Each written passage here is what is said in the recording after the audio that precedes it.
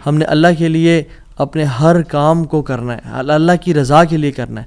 دوسری چیز, نیکی کے اجر کی امید صرف اللہ سے رکھنی ہے ہم نے. اور پھر دیکھیں اللہ تعالیٰ کیسے آپ کے دروازے کھول دیتا ہے. ایک میں آپ کو سچا واقعہ سناتا ہوں کہ اگر انسان اگر نیکی کرے نا کسی کے ساتھ, یا اللہ تعالیٰ کے سامنے نیکی کرے, تو لوگوں سے امیدیں رکھیں لوگ مجھے واہ واہ کریں, بڑا نیک انسان ہے, بڑا دین کام کر رہا ہے, بڑا عبادت گزار ہے, یا بڑا نہ صرف اللہ سے امید رکھیں.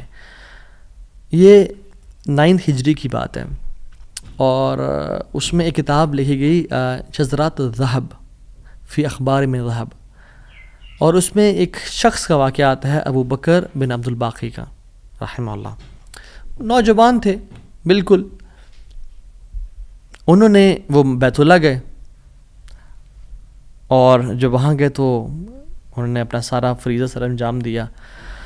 کچھ دن گزرے تو وہ ہی واز ناٹ ویری رچ, ان کا راشن جو تھا وہ ختم ہو گیا.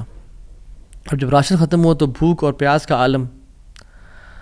مکہ کے ایک دن گلی میں جا رہے تھے تو ان کو نا ایک پیکٹ ملا.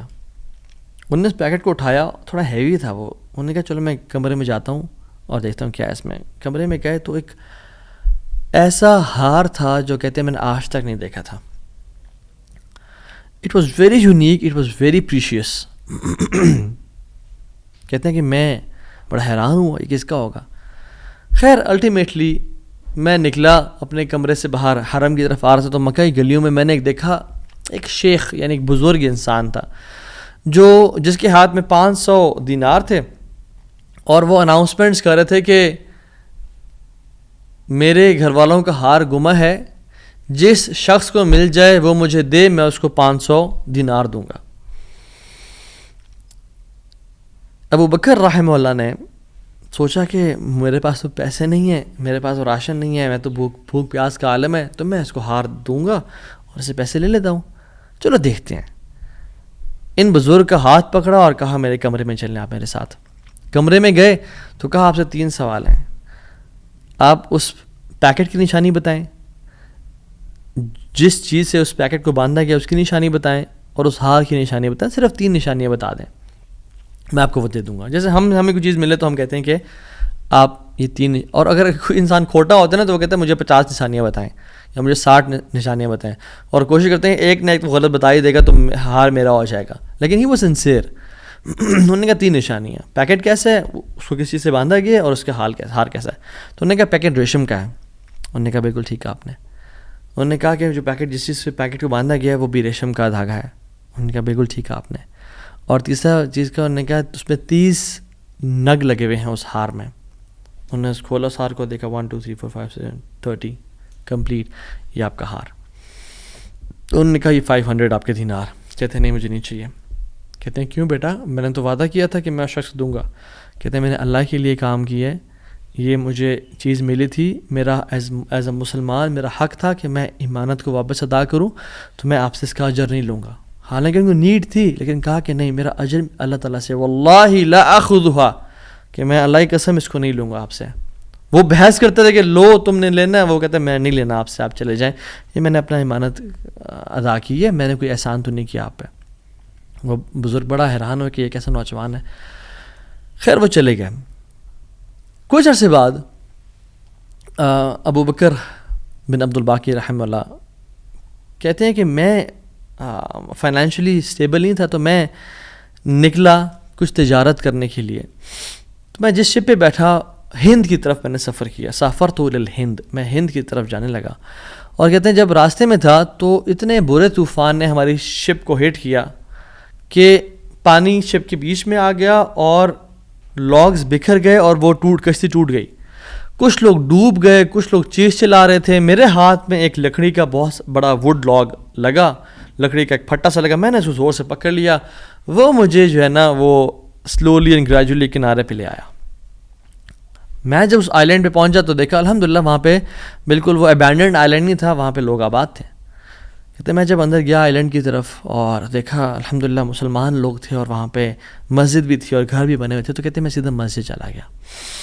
اسے لانگ سٹوری شارٹ کر کے بتاتا ہوں. میں مسجد میں کہتے ہیں میں جا کے قرآن پڑھنا شروع کر دیا. جب قرآن پڑھا تھا تو ایک مزدور آیا میرے پاس اور کہتا ہے کہ آپ تو بڑا پیارا قرآن پڑھتے ہیں، اور ہمارے تو اس آئلینڈ پہ آپ کہاں سے آئے ہیں؟ ہمارا تو اس آئلینڈ پہ یعنی کوئی اچھا قاری نہیں ہے موجود کہ جو قرآن ایسے پڑھے، ماشاء اللہ یو ریسائٹ بیوٹیفل قرآن، تو آپ ایک کام کریں، آپ پلیز میرے بچوں کو پڑھا دیں۔ سلولی اینڈ گریجولی لوگ آتے گئے اور ان کو اپنے بچے پڑھاتے گئے، اور وہ ابو بکر رحمہ اللہ اس مسجد کے بڑے نوبل شخص بن گئے کہ لوگ ڈیمانڈ تھی بہت زیادہ، قرآن پڑھ کسی کو آتا نہیں تھا تو انہوں نے اپنے بچوں کو لایا اور لوگ بھی پڑھنا شروع ہو گئے، اور ان کو اس مسجد کا ایک طرح سے لیڈر بنا دیا کہ آپ اس کو رن کریں۔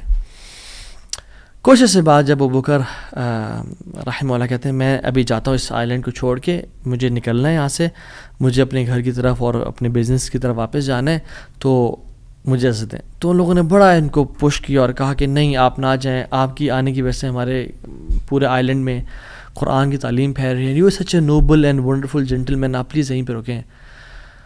تو انہوں نے کہا کہ نہیں بھائی میری لائف ہے، میں نے شادی بھی کرنی ہے اور سب کو، کہتے ہیں ہم آپ کو یہاں پہ رہائش دیں گے، ہم آپ کو یہاں پہ شادی کرائیں گے آپ کی، آپ یہاں پہ رکیں۔ تو انہوں نے کہا چلو ٹھیک ہے، اگر میرا معاش کا سلسلہ چل پڑتا ہے قرآن کو پڑھا کے اور باقی کام شام کر کے اور مجھے گھر اور بیوی مل جاتی ہے تو I can think to live hair.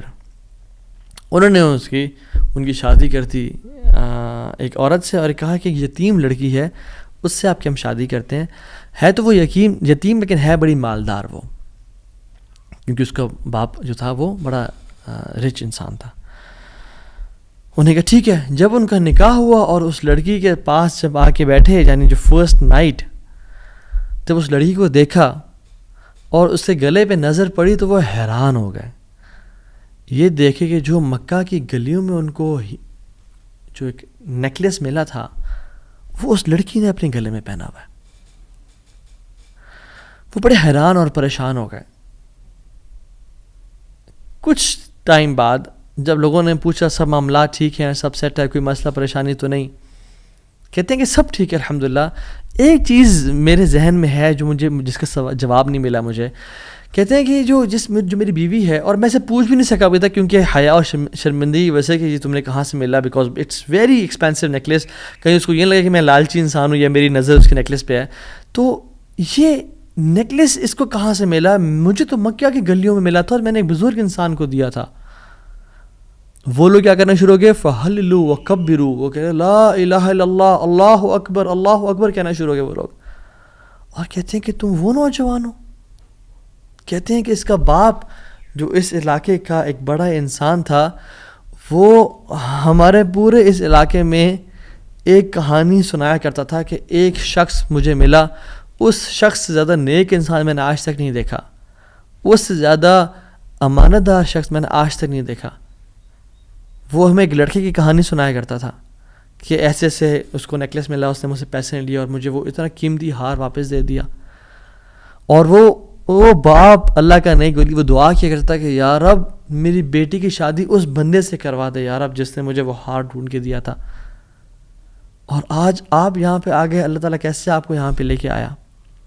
اور وہ بڑا حیران ہوئے کہ سبحان اللہ، کس طرح سے انہوں نے ہار اللہ کے لیے دیا اور اس کا اجر صرف اللہ سے کی امید رکھی، اور اللہ تعالیٰ نے کہاں سے لا کے ان کو یہاں پہ ان کی شادی کروائی اور ان کی لائف کو سیٹل کیا، اور ہار بھی ان کو واپس لوٹا دیا۔ اور سبحان اللہ انہوں نے کتنے دینار کو دھتکارا تھا اور ریجیکٹ کیا تھا؟ 500 دینار کو۔ کہتے ہیں کہ مجھے ایک ٹائم میں لائف کے ہمیں ضرورت پڑی ہسبینڈ وائف کو، تو ہم نے کہا کہ اس ہار کو بیچ دیتے ہیں۔ جب اس ہار کو ہم نے بیچا تو اس کے 5 لاکھ دینار ہمیں ملے، 5 لاکھ دینار اس کو ملے، یعنی سبحان اللہ 500 کو انکار کیا اور اللہ تعالیٰ نے 5 لاکھ دینار واپس کر دیے، ہار بھی دے دیا، ہار والی بھی دے دی، سیٹل بھی کر دیا لائف کو۔ ان اللہ علی کل شیء قدیر، اللہ تعالیٰ ہر چیز پر قادر ہے، اس کے لیے کچھ مشکل نہیں ہے میرے بھائی اور میری بہنوں۔ آپ کی لائف میں پریشانیاں ہیں، مشکلات ہیں، زندگی تنگ ہے، آپ اللہ کو اس کے ناموں سے